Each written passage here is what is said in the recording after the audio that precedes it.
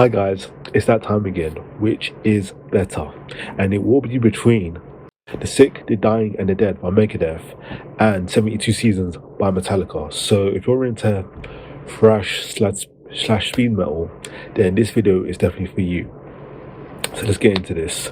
So looking at The Sick, The Dying, and The Dead by Megadeth, They Mustaine and the boys have come back with an amazing album which feels like a win, and it's up there with Euthanasia.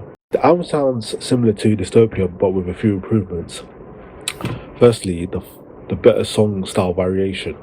Now, I've always had a feeling that Dystopia was a bit too reliant on the fast and the thrashy, even though I love that stuff. But even there's quite a bit of that on this album. There are also some better, maybe slower songs here.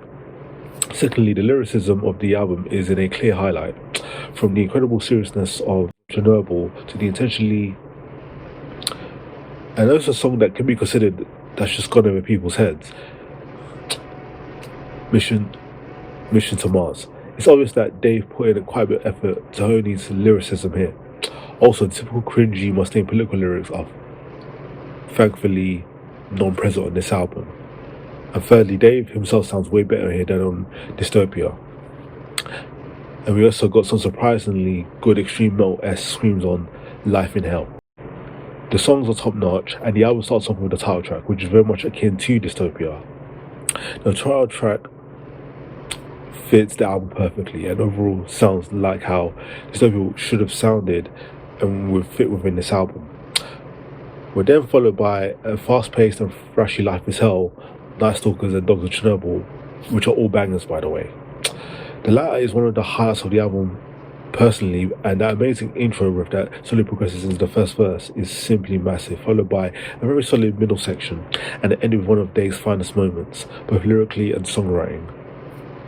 The album follows up with a couple of solid tracks such as Sacrifice, Soldier On, and Celebutant. Hope I said that right. Ending with Mission to Mars and We'll Be Back. The rock guitar from 13 seconds in is really likable and extremely catchy. The lyrics are downright hilarious, and the thrash speed metal ending with the voice coming in the background, it just sounds chilling. It's a great song with nothing to hate about. And then we have the final track, We'll Be Back. This just sounds like classic 80s fast as hell Megadeth, with an enormously catchy chorus that is hard to get out of your head. We'll Be Back this is probably the strongest album by far, and it works very well as a closer. The whole album just works as one great cohesive unit from start to finish. And I also look very forward to what this current lineup of Megadeth has in store for the future. The thing is, when I look at 72 Seasons, thinking about this album, if you like Hardwired or Death Magnetic, then you like this as well. Personally, I think it's a very good album. There's no question that in my mind, this album leaves the impression of you thinking, damn, this is pretty cool, in anything that has done justice. And even the worst songs have pretty neat moments as well. Songs like You Must Burn and Barbed Wire work pretty well as straight out doom songs, and the heaviness and depthness of more reminiscent of Harvester of Sorrow than anything from the Load album, with some very big riffs here. The bridge riff in Barbed Wire is where everything stops and just crunches decently, crushing moment for any band, let alone a bunch of near 60-year-olds. Now, the title track is fun.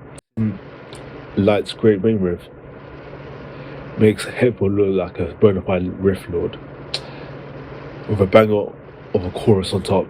And then Shadow's Followers' terrible verse is balanced out by a big, dumb, heavy as hell bridge riff, and Inamorata's general grand fixer-ish vibes, so on and so forth.